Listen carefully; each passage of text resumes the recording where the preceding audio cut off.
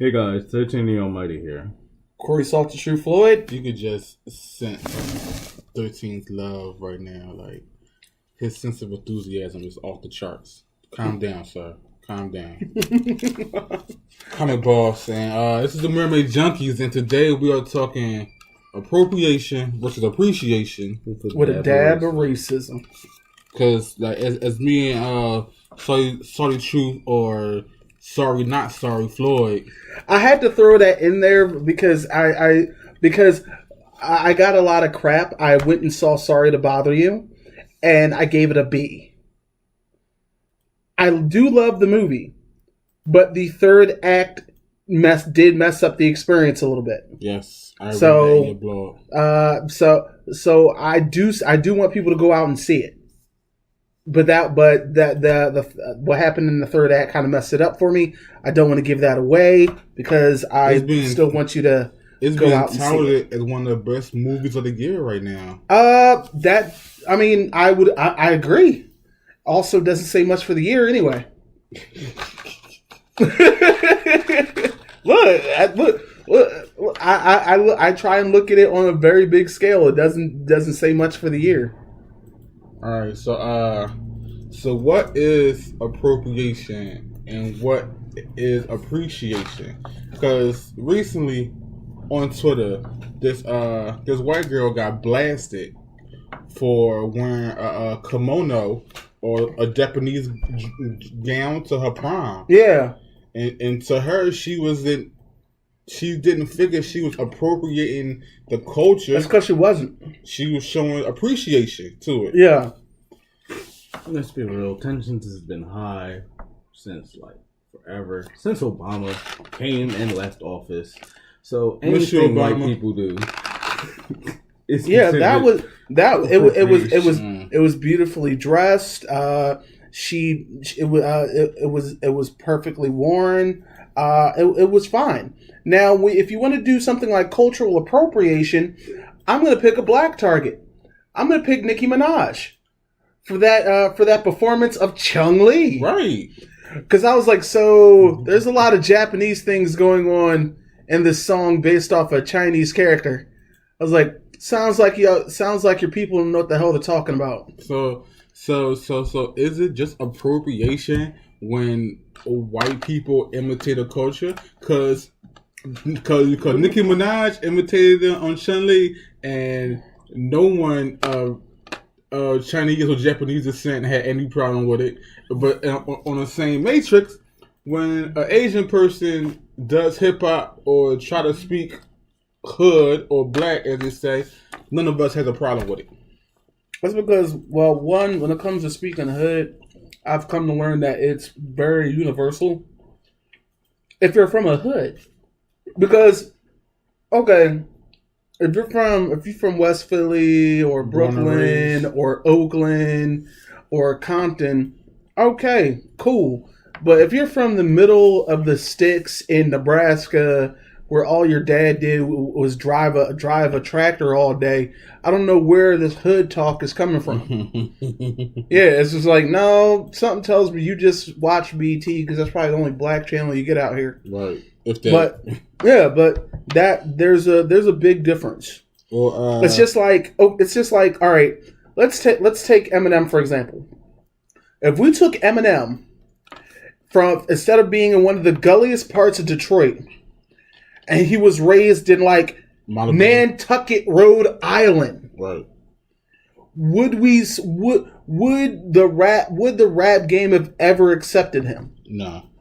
Exactly. No. Now I saw you were going to Malibu. You wanted to do a Malibu's Most Wanted. Yeah. Or we could take it to comic books with Iron Fist. No. Iron Fist. People go at it on like it's appropriate Chinese culture. The character Iron Fist himself is not based after no Asian fight. He's not based after Bruce Lee. No, he's not. I could see where people want to make that association, but no. Now, with Iron Fist, I think a lot of people don't understand that he never was Chinese. Right. But ironically, some of Iron Fist's villains come at him because he's white. But technically, the character is not cultural appropriation, but his villains claim him as cultural appropriation, even though he didn't choose. He didn't choose the power. Right. Choose to be Iron Fist. Iron Fist chose to be right. Pretty much. It's counterproductive. It's, you know what I'm saying? And that's a lot with our industry as well. When it comes to comics, movies, cosplay, now is being it's a huge thing. Is like black folks can't cosplay. That used to be a very huge stigma. And there still is a huge stigma. I don't think so. I don't think as much now, because now there are a lot more black cosplayers in the diaspora. There's a lot, because all right, like back when I was a younger man going to conventions, I was happy just to see another black person. For real. It was just like if I saw another black person, we just did that nod from a distance. Like, that's how it was when we was at Otakon last year, right? We were like, well, no, at Otakon, I just saw it was a whole bunch of I was just like, oh my god, where have you guys been all the time? Where were you hiding? That's because people like you who's been doing it for so long, making it okay to come out as a nerd, making it okay to come out to like comic books and watch anime, and then you got a bunch of groups on Facebook and Twitter and Instagram belonging to that.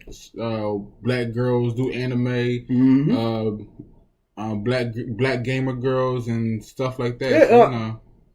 And that's one of the beautiful things I love about social media.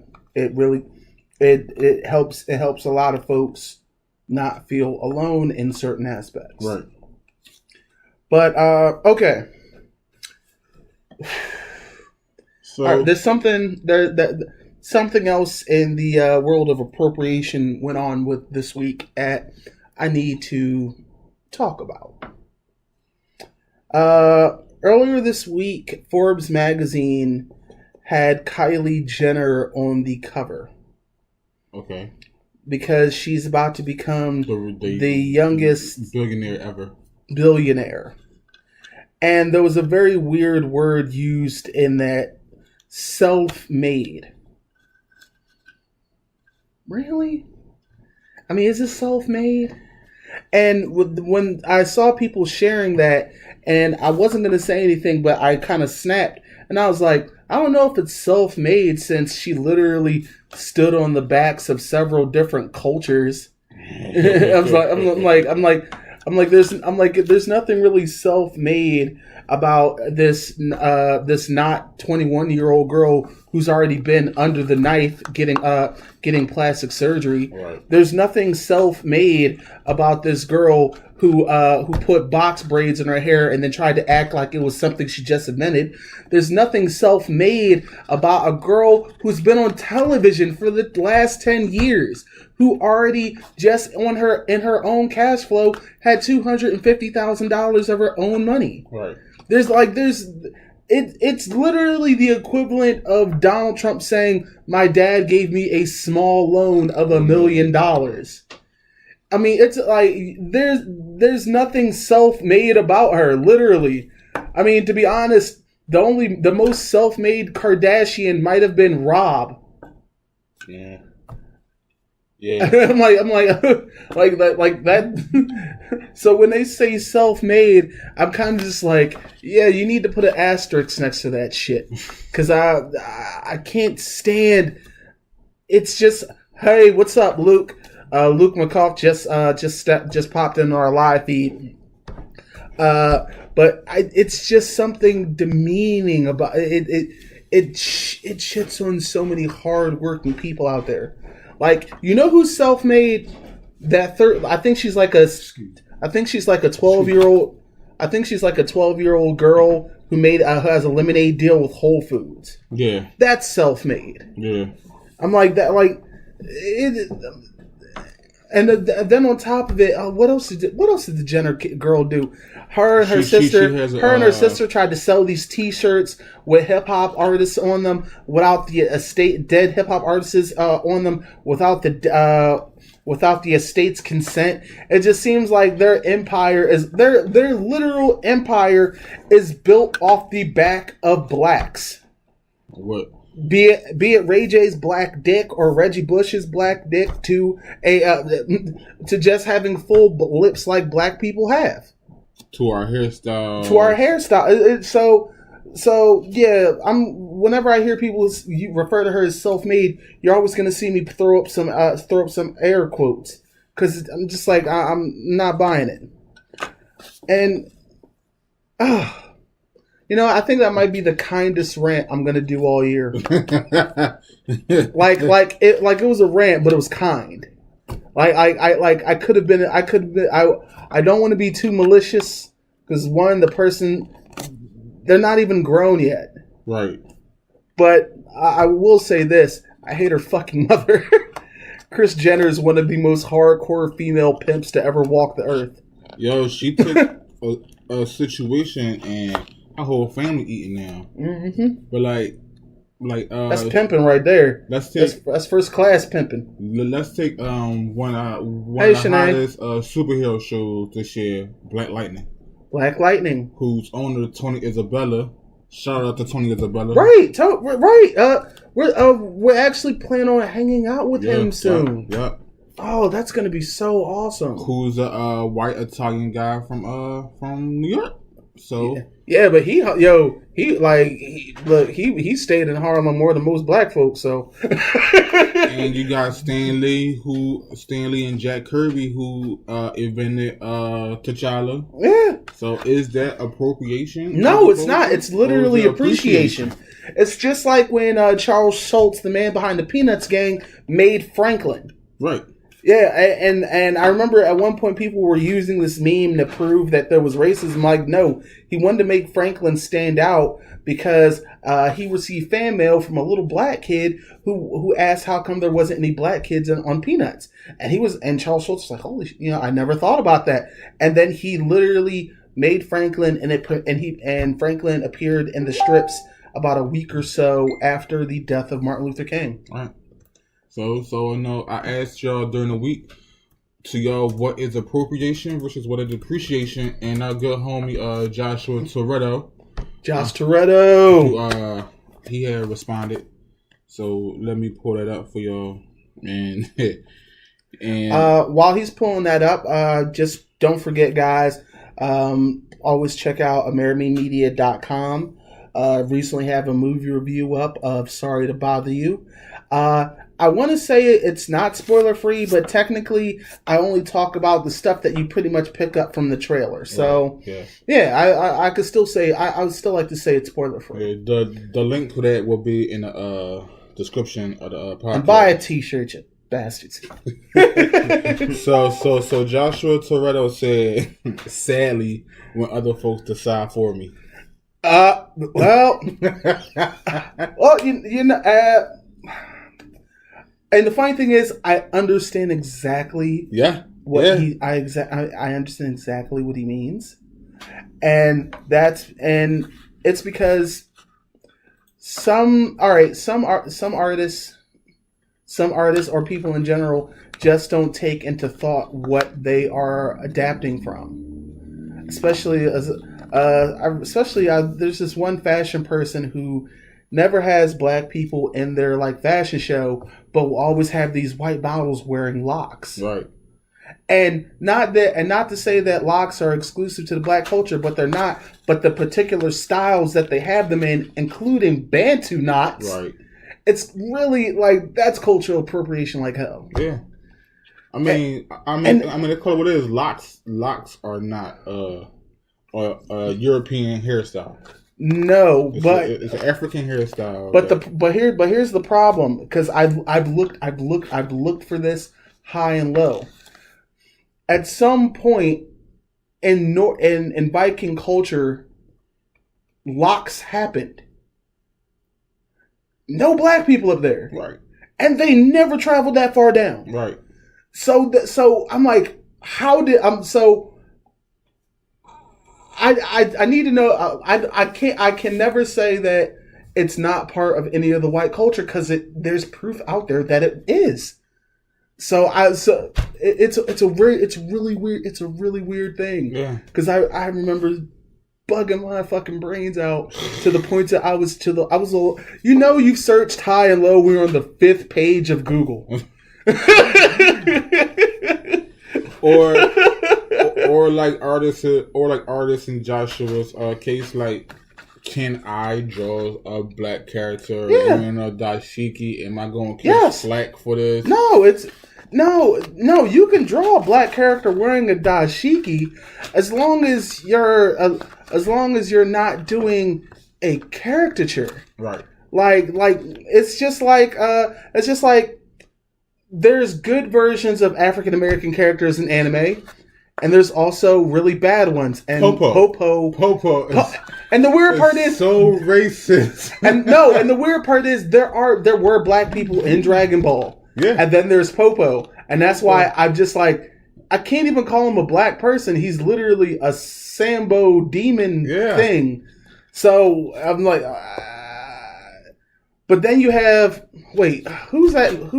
What's the black character in One Piece? What's his name? I don't watch One Piece. One Piece too long for me.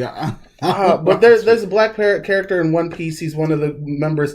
He's big lips and he's horribly drawn. It's very insulting. Yeah. I think I've seen something like that in Shaman King as well. But then you have Black Clover, beautifully rendered, and Black Lagoon Dutch. Yeah. And in Naruto with the Hit and Miss Village. And the Hit and Miss Village was the most diverse black.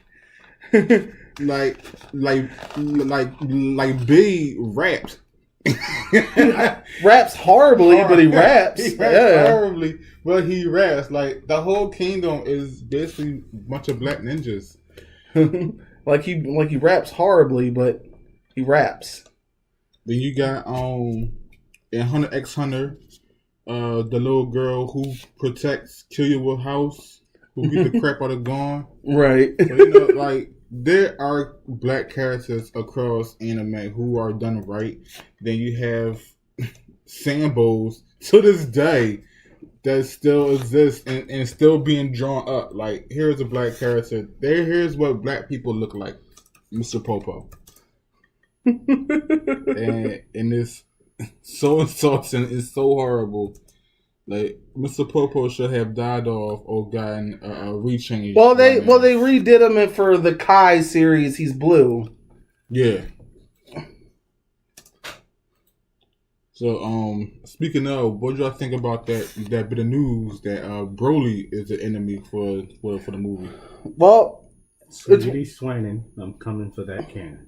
Yeah, he's back and he's canon. My whole thing is, guess who's back? Back again.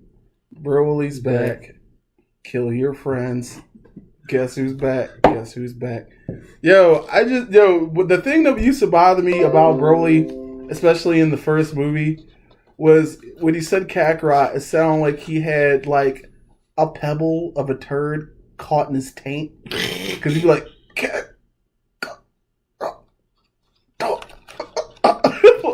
I'm just like, I can't tell if he's straining or jizzing or he just doesn't know the word too well. It's funny because in the both abridged versions that are on YouTube, the SSJ 9000 and the Team 4-Star. Yes. At some point in the Team 4-Star one, he just devolves to saying only his name, yelling it out. But in the SSJ 9 one, he keeps calling him Captain Cock.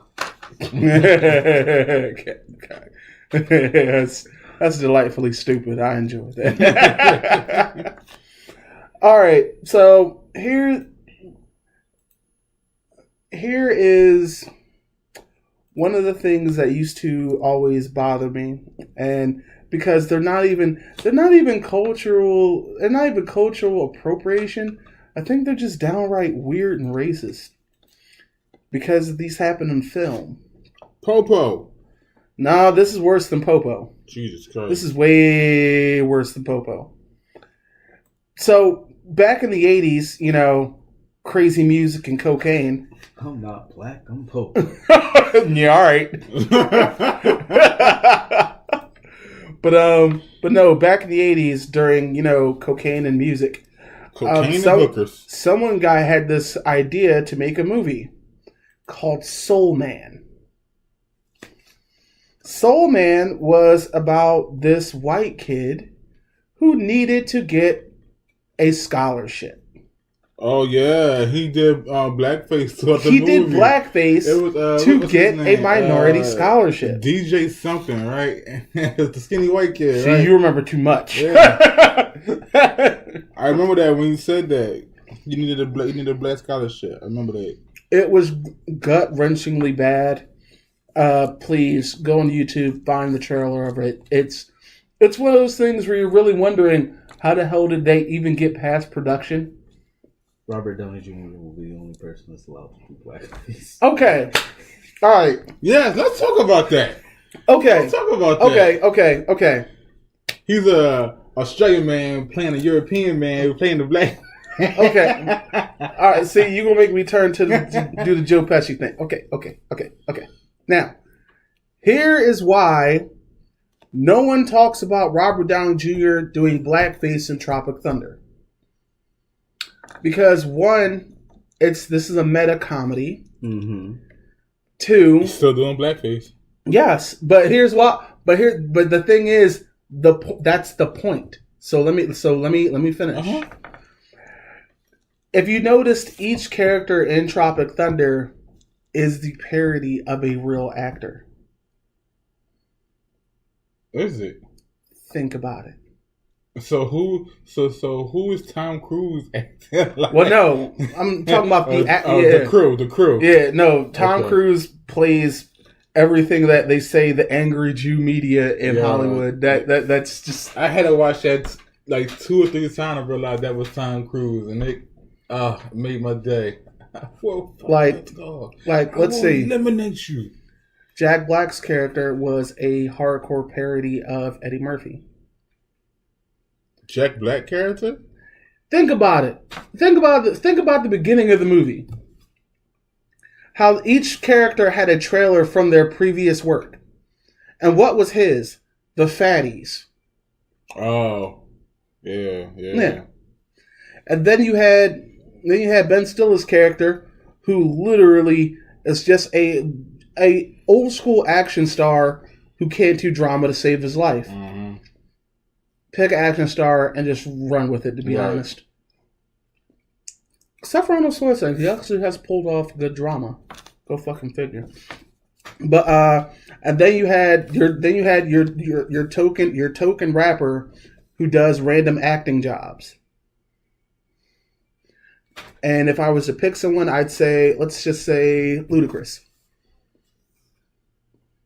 Oh yeah, someone was selling those at Wizard World. Oh, gotta get one. Yeah. And then you had. I need one of all thicker. Then you had Kirk Lazarus. Lazarus, yeah. The Australian method actor who will go to any extreme to play the part he has to be. Who's that? Mel Gibson? No, Mel Gibson isn't a fucking method actor. Mel Gibson's just fucking crazy. Russell Crowe. Oh, yeah. Yeah. Like there's 3 awesome method actors in the world. Well, 4. Daniel Day-Lewis, because whenever he's up, I think Daniel Day-Lewis, Gary Oldman, Russell Crowe, and William Dafoe. Mm-hmm. And those guys have gone to great extremes to play their characters. And shit, even William Dafoe had brown face and Once Upon a Time in Mexico to play a Colombian drug dealer. Yeah. But that's the point. Still horrible though. I mean, but for the sake, besides when it's, and one, this was done tastefully. If you did not know if you didn't know beforehand, you were just like, yeah. You're talking about Willem Dafoe, though, right? Yeah. Now with Robert Downey Jr., his look was accurate, but it was the way he talked that threw you off, and that was the point. The way he talked the way he looked and talked was appropriation. It was funny and it got a pass, but it mainly got a pass because literally the whole point was it was like, why didn't they get it like that? Yeah. That was especially the running joke with Al Pacino there, right? Because he was like, "What do you mean, you people? Like, what do you mean? What do you mean, you people?" Yeah, like that. Like it was part of the act. Now, if it wasn't part of the act, oh yeah, go full regalia. Right. Like if it's literally part of the joke, yeah. That's why no one really gives it shit, because it was like, you do know that was part of the joke. It's just like how awkward that scene is with the Ku Klux Klan and Django. Yeah. It's awkward, but it's funny as fuck. Yeah. I just want to say, you know what? All I hear is criticize. Sorry, y'all. We got a little lost. No. We were still on track. It's like. I mean, it's totally. It's not up to the people, but it's up to the people. Like, what can pass for appreciation? Last Airbender. Now, who? That's a cute Avatar, The Last Airbender. I knew you were going to do this.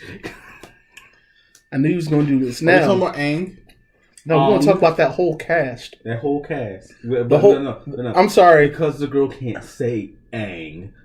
I'm sorry. The whole cast outside of the Fire Nation. It is Aang. But yeah, white casting. Whitewashing. However you want to put it. Yeah. But that's definitely a problem. What was that?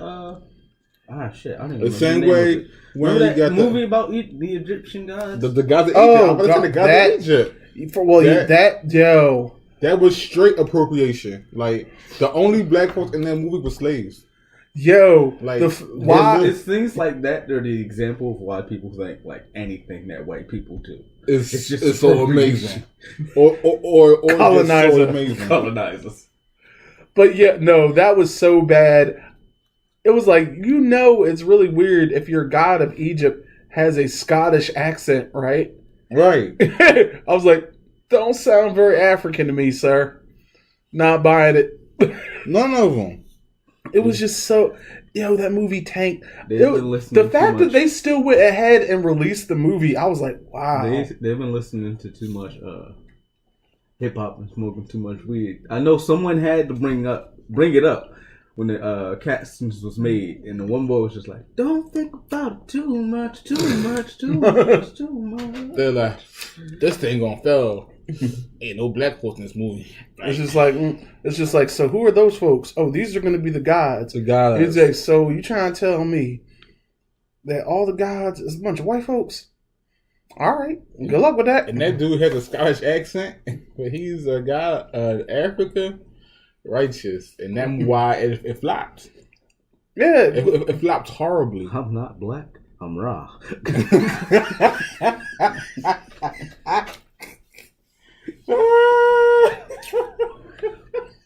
We could also bring up Ghost in the Shell. Sweet Jesus. Which, by the way, because I'm a big fan. I'm a huge fan of Jets. Close to the story, and like it would have been okay if they would have never like, oh no, she's Japanese. Like no. Yeah, like that was the thing. They could have easily walked away from this situation if when they went into her backstory, she wasn't Japanese. I think they did that. Never explained in the anime. I think they did that to appease people who's like, y'all whitewashing because you got my baby as a main character. Like. But it was a fact. It was. Let me put it this way. Let me put it this way. Those scenes could have been reshot. They didn't have to add the little Japanese girl that ran away and put her conscience in her, and that's why she is who she is. They could have kept it as she was Major, and that'd have been that. But for Ghost in the Shell to work, they're gonna have to go into the eventually they're gonna have to tap into her past. They could have just been like, all right, are we gonna do the past from the original material? Yeah. You sure? No, why? Because everyone's yelling about whitewashing. We can write up something else. Nah, it'll be okay. Yeah. It's like there's literally writers in the right there on the shoot to do rewrites. When they're sitting down pitching at all these different things, they just need one black person and anything other than just sitting there like. You just that's how you gonna base your movie off. Judge off their reaction. If he's just in the corner looking at you like, what the actual fuck? You might need to rewrite this shit. And, like Star Wars Episode 1. And during Mulan, don't think about it too they much. They casted I think it was Joaquin Phoenix or some actor to play Mulan's soon to be husband, the general. How the hell is that supposed to work? And he walked away. The actor walked away because he like amazing. It's like there's no. It's either Joaquin Phoenix or Jared Leto. The actor walked away from the role because he what am I supposed to be? Oh, you're supposed to be a Chinese general. It's just like it's just like for. Sitting there, it's just like for Hellboy. He heard that shit. He's like, "Oh, y'all got me figured fucked up." Y'all ain't getting me jammed. It's just like for Hellboy. The Hellboy coming out. The guy who was Francis in Deadpool was going to play a character, and then the internet was like, that guy's supposed to be Asian, right? And he was just like, "Oh, really?" He's like, "All right, I'm not doing that." Yeah, it was him. That's what it was. Yeah. It was him. Yeah, it was him. He was supposed to play the general in Mulan, and he walked away. Yeah, it's just like no. There's plenty of Asian actors out there. Plenty of amazing Asian actors out there. The guy who played Ninja, the guy who played in Ninja, Ryu. In the Ninja movies, and then he was actually a Japanese actor. The movie's called Ninja, and he was in it. You mean the main guy? Yeah, the main guy. You mean the main guy who's a white guy? No, not Scott Adkins. Oh, because I'm sitting here like, it's a different ninja movie. Oh, because I'm and like, that too. Back in the 80s, all the old ninja and kung fu movies always was whitewashed. Always. Well, all the American ones. Damme, yeah. Well, first off, Jean-Claude Van Damme just happened to be awesome. Yeah, like he just happened to be awesome. And that weird thing with the whole splitting thing, I was just like, I don't know why that's a thing, but okay. I took up martial arts because of him. When I was younger. I'm good. I took up martial arts and ballet because of Jean-Claude Van Damme. Because I wanted to do a split and kick people very high in the face. Don't judge me. Judge your moms. I'm about to say, I took up Shotokan karate because I realized that's what they were using in Street Fighter. See? So yeah.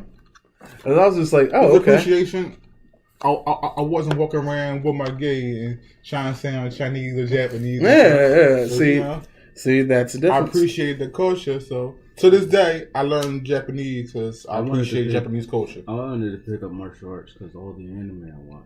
Then I was just like, after rewatching Rocky, I was just like, you know what? Just buy me a couple punching bags. And when I start breaking these punching bags, buy me some cow ribs. And if I start breaking them, all hell breaks loose. You buy your own fucking cow ribs. Cow ribs? You're not eating. If I buy cow ribs, you're not breaking my cow ribs. Cow ribs for eating. Yeah, bitch, you better throw them things on the motherfucking barbecue. Know what I mean? Fuck out of here, man. Tenderizing meat. But as soon as I crack one of those ribs, I'm just like, wait. As soon as I crack one rib on that shit, I'm gonna gather the Dragon Balls. Nigga, you better put some sauce on that shit. As soon as rib crack, I'm gonna gather the Dragon Ball. Shenron's gonna be like, "What is your wish?" I wish a nigga would. And he's just gonna look at you like, not exactly sure what What that means? What that means? I wish a nigga was. She was the first person to come test me. Oh my walk. But no, another great example is how music covers happen. Yeah. Because, a few months ago, there was this, I think it was maybe 2 months, it was a horrible, horrible, horrible cover done by Taylor Swift of September by Earth, Wind, and Fire. That made me want to vomit inside my mouth right now. Let's be real. This new generation just it tastes covers. It tastes like it tastes like a day old mayonnaise sandwich. Remember what's his name? What's the boy's name? Designer. We was doing the Biggie song. Look, hold on, what? Look, first off, at the award show, right? First off, Designer needs to figure out words. Let's just look. Everybody wants to talk about Designer like he was a deep rapper with that Timmy Turner shit. I was like, no. Like there was videos of him actually before he got famous. Mm-hmm. He was spitting bars. And then it's just like, all right. As soon as he got famous, they started feeding him rhythm. He started feeding him that lean shit. I don't know what the fuck is wrong with these. Went from taking drugs. Hot 16 to this nigga.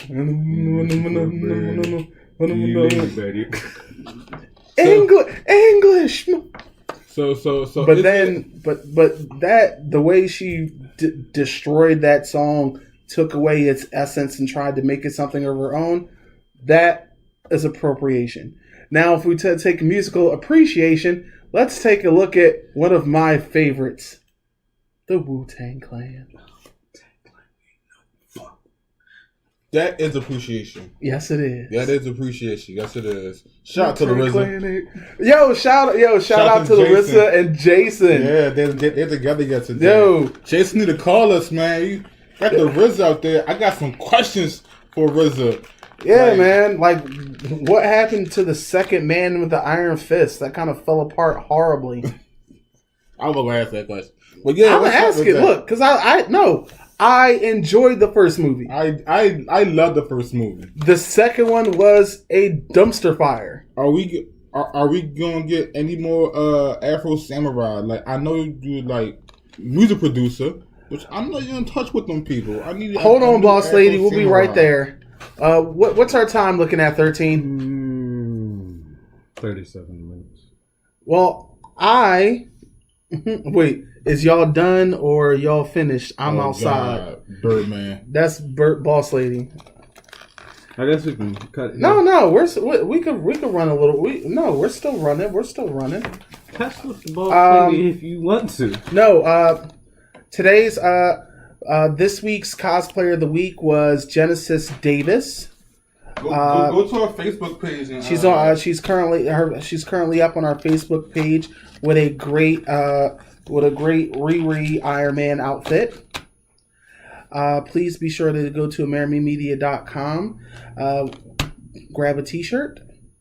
Grab a coffee mug.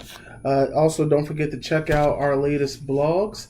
I believe our good buddy Luigi from across the way has one coming out, and I definitely look forward to checking that out. Still looking for those subscribers on the YouTubes. We need those. We like those. And don't forget the Twitters and the Instagrams. Amerime Media across the board. You can always hit us up anytime, especially through our Facebook or our Instagram. Slide right in those DMs like a drunk temptation. Shout out to Mike Sheridan, who I interviewed this week at Amalgam. That should be up this week on our IGTV, exclusively on our IGTV this week. That was an amazing interview. Got some things working behind the scenes with Mike too. Also, shout outs to Amalgam, Randy Green. I'm supposed to be hanging out with you in the not too distant future. Jesus, America, Freedom, Eagle. This is